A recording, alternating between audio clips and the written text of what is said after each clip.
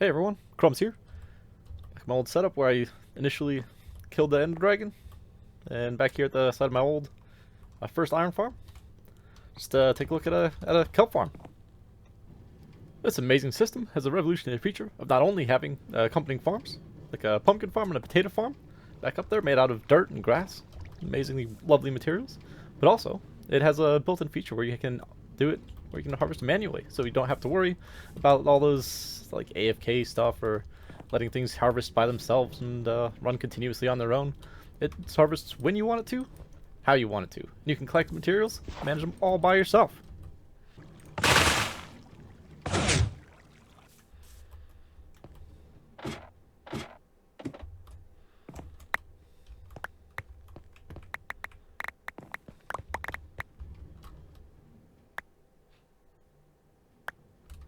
Not only does this come with its own amazing cactus farm, but also you have multiple sets where you can not only use one row of pistons, but 2 rows of pistons right next to each other.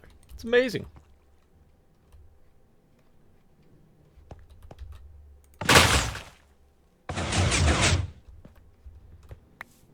Just look at all that kelp.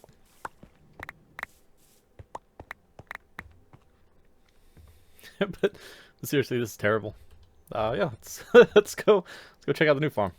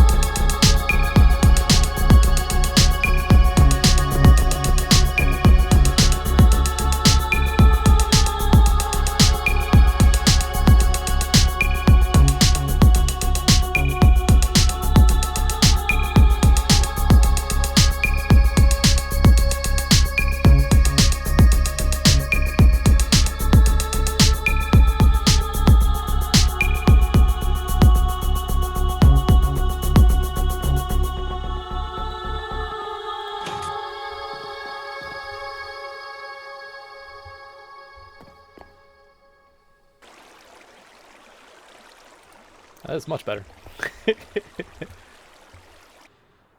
So I did adjust the tops of the columns.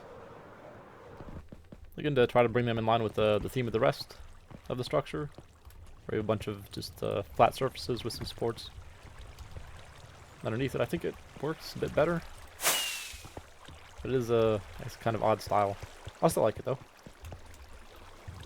So I have 24 furnaces set up in here. While it's running continuously, it only actually gets up to here, gets up to, what, 16? No, 18. So the size of the farm is it's 7 blocks wide of spaces for kelp to grow, and then 6 trunks long. And based on the number of smokers it uses, each one of them, if harvested on a cycle about every 5 minutes, will be sufficiently dealt with by about 6 smelters, or by 6 of the smokers rather. I did want to use like smokers or blast furnace or something at some point, but for general smelter, but it just doesn't make any sense because there's too few applications where it works. But I guess for something like this, these things are actually useful, because dried kelp is a food item, so you can use smokers are twice as fast as furnaces, so you can use like, half as many of them. So yeah, it's worked out pretty well. Kelp, like bamboo, can have things lag out a bit while it's being harvested. That's one of the reasons I appreciate just having 3 of them on a continuous cycle, so that way you don't have as much move around. And also, you don't see much yet, but a decent number of them will stop growing relatively early. So figure you're having diminishing returns by letting everything grow longer.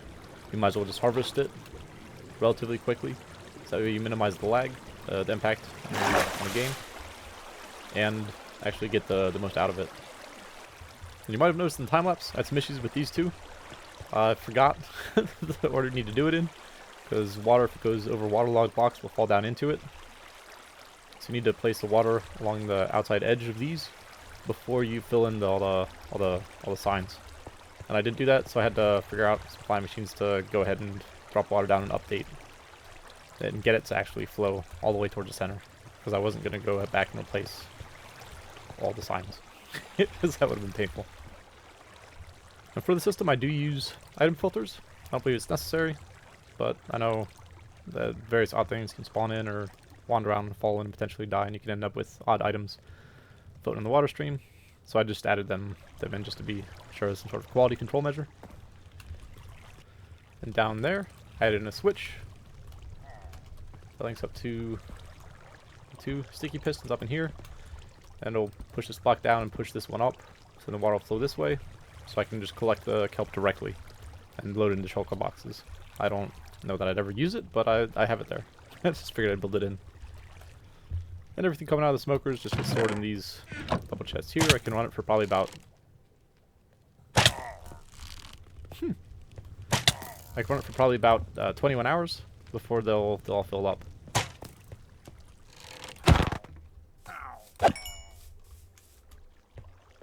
Right now the crafting is pretty formal. I just have a bunch of shulker boxes. I load everything into them directly, break them, and come over and store them up here. Now this functions both to power itself.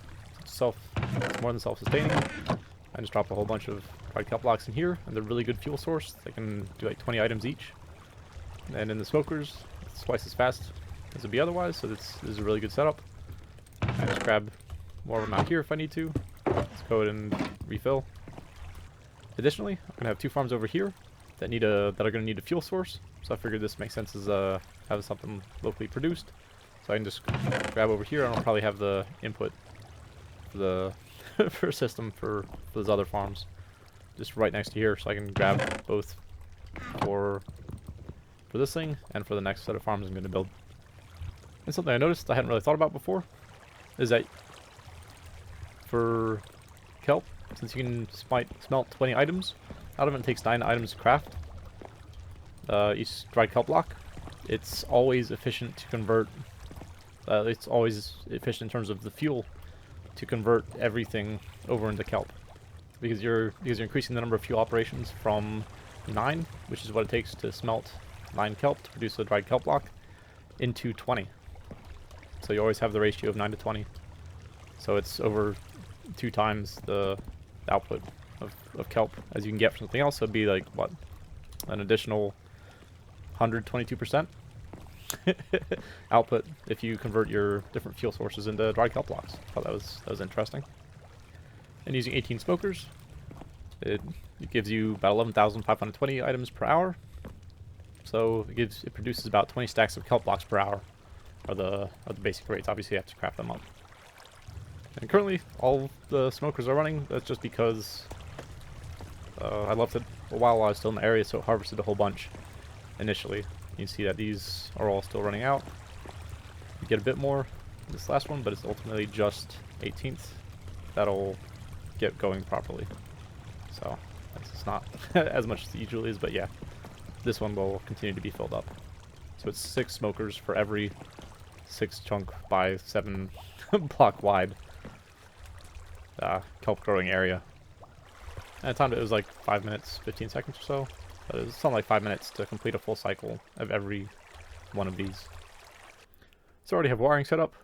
So these 2 are going to be for the other 2 farms out this way. And this one just comes down and connects to here. So what it'll do is when you turn it on, it sends off 1 signal. And when you turn it off, it'll allow this to be powered, which uses a redstone repeater to actually lock the other repeater. And I do that for all of them. Yep, up here as well. So whenever the flying machines return, they won't send the signal on to the next one. They'll just dock and stop. And I just always have it start from the same one, from this first one here, to keep it. Oh, hold back to keep it simple.